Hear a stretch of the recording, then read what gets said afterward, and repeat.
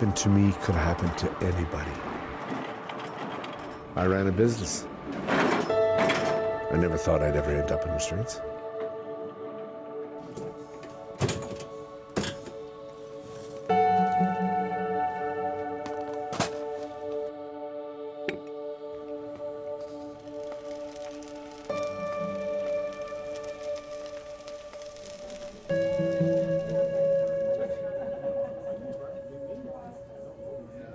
Paul Blais is a man on a mission to provide food and shelter for those who need it most, a mission which began after he lost everything. It was November 4th, 2017. I was traveling through the US and I got into a car accident. My car rolled about 4 times, and so I was kind of pinned on the inside of the car. I had a spine injury and an arm injury. And I ended up in the hospital for 42 days. Because I didn't have insurance, I ended up losing every penny I owned. Blais would eventually be transferred across the border to Cranbrook. When he was released from hospital December 22nd, he was homeless. Having the shock of the accident and then the shock of being on the streets, it was the lowest point that I've ever been in my life.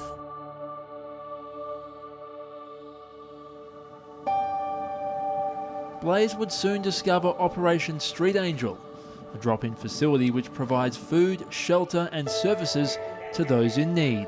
People come off the street just to get a safe, warm place. They want to eat, they want somewhere just to sit down, to relax, and they're coming to streets to do it. Manager Tammy Poacher recalls the day Blais first walked through the door. I remember an older fella coming in with a cane, walking in very lost, very upset, and didn't know what direction to go. I couldn't have made it without the people helping me at the street level. It was a resource that I really appreciated, but through my experience, I found that we needed more, and I wanted to contribute to doing more than what we had. His vision was for nobody to go a day without food and for everyone to have access to safe shelter. But before he could help others, he would have to get his own life back on track. So after 30 days on the street, he would draw on his experience as a restaurant owner.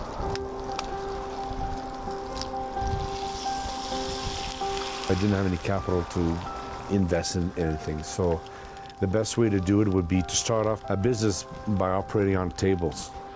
I was able to make a living for myself, and at the same time, I started breakfast once a month, whatever I could afford, and that free meal went from 1 meal to what you have today.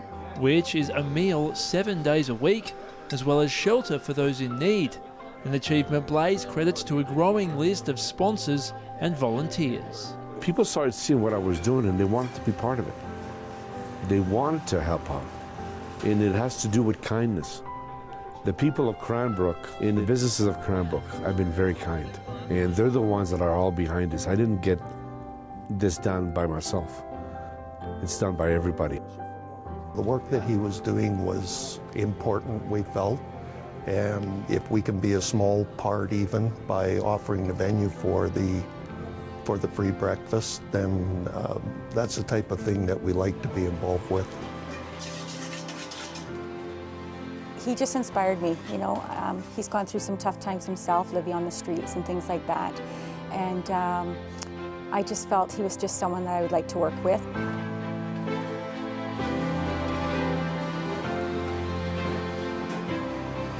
It allows people to know that there's people out there that truly care about them, that they're not alone. And I can't imagine waking up one morning and I don't have the money or the food even to be able to eat. So it's really a really nice feeling to be able to help these people.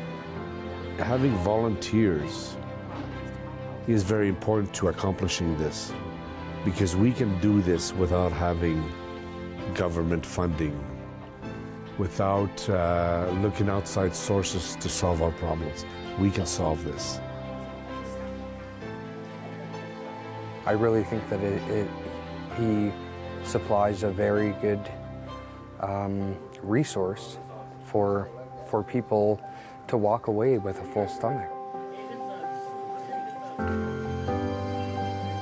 It was an accident. I ended up on the streets, and this could have happened to anybody. And I think it's good for all of us to know that there'll be food available for us and there'll be shelters available for us.